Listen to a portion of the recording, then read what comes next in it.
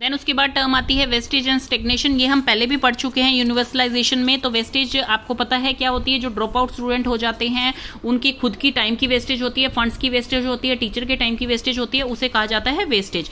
तो इस चीज को खत्म किया जाए ताकि आगे जो है एजुकेशनल सिस्टम इंप्रूव हो सके।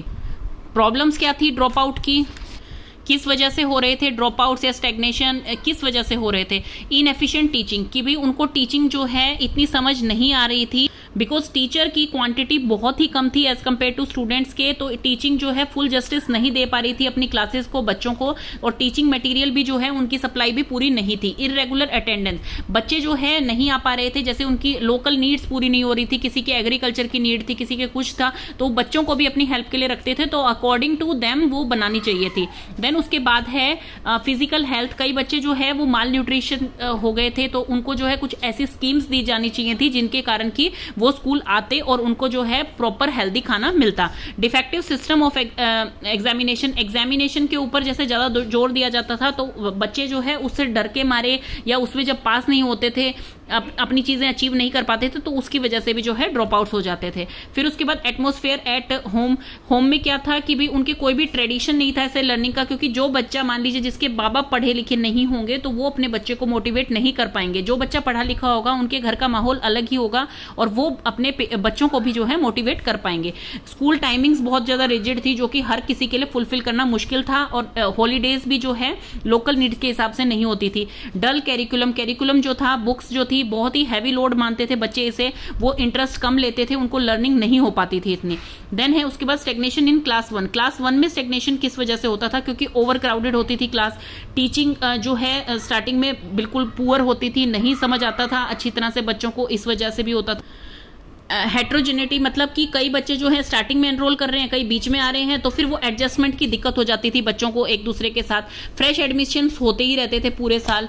देन उसके बाद है कि इनेबिलिटी ऑफ टीचर, वो प्ले वे यूज नहीं कर रही थी, कोई टीचिंग एड ऐसा यूज नहीं कर रही थी जिससे कि बच्चे जो हैं अट्रैक्ट हो सके।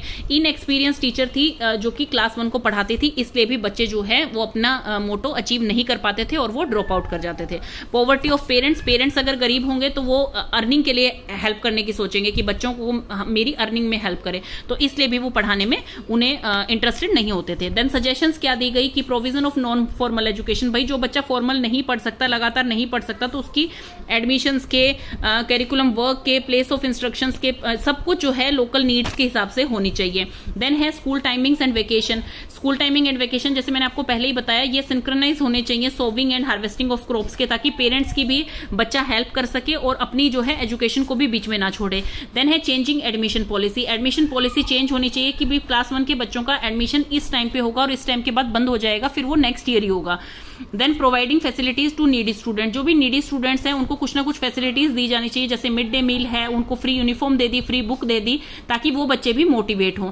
एजुकेटिंग पेरेंट्स जो है एजुकेट होने बहुत जरूरी है, इसलिए एडल्ट की जो लिटरेसी है उसको खत्म किया जाना चाहिए, उनको भी लिटरेट होने का मौका दिया जाना चाहिए।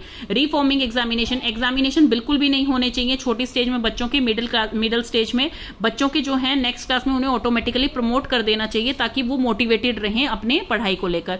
रिफॉर्मिंग कैरिकुलम की भी उनका कैरिकुलम जो है वो दोबारा से बनना चाहिए, उनके ऐसे कैरिकुलम होने चाहिए जो उनको लाइफ की रियलिटी और उन चीजों का रिसोर्सफुल उन्हें फील हो, अच्छा लगे। पार्ट टाइम एजुकेशन भी प्रोवाइड होनी चाहिए, कई बच्चे रेगुलर नहीं पढ़ सकते तो उनको पार्ट टाइम भी मिलना चाहिए।